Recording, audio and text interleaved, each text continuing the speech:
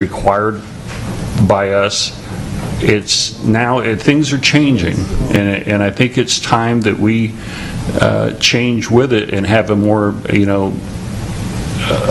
fair playground for everybody, because it's going to devalue properties if you start putting them in certain neighborhoods.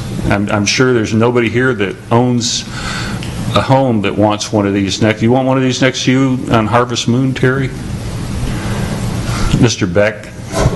Yeah, you want one? I'm just using you as an instance, but I think that's all I have. But I think we need to direct staff to come back to us and not have this take 6 months to get done immediately. Yes, sir, go ahead. I just wanted one more thing. You said that we do not have anything that would keep that out of the historic district. Is that correct?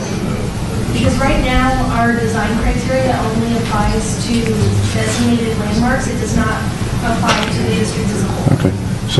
So in other words, as the mayor said, if somebody gets a lot, they can, anywhere in the city, they could bring one in, correct? Anywhere in zone single family residential. Okay. Yes. So, well, if you're unhappy with your property taxes now, just, if we don't do something about it, you won't have a problem, because they're going to go down because your $500,000 house just went to $250,000.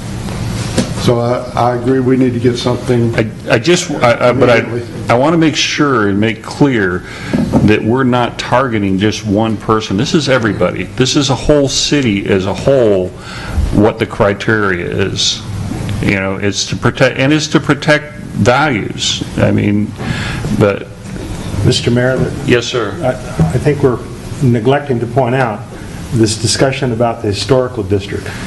We have an ordinance that says if you're going to put a house within 200 feet of an historical property, that it does require special review, and it does require going to the Historic Commission for review before it can be approved.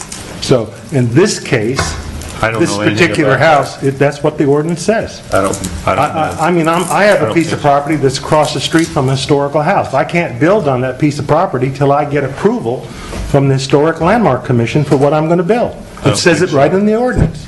Now, this particular house, if you go down the street in any direction, you're going to find many houses that have the same kind of cement blocks underneath them.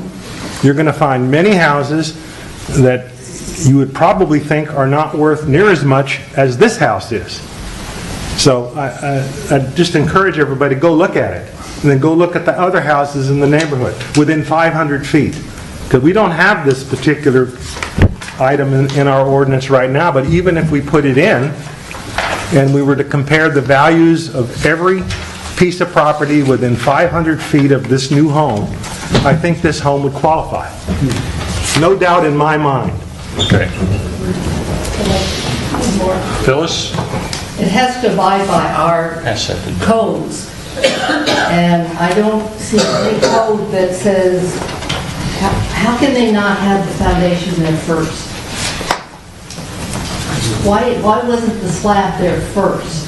Because it is. It's an engineered slab. It was approved by the state. It's an engineered slab. I agree with that, but I'm saying with our own laws, we can't build a house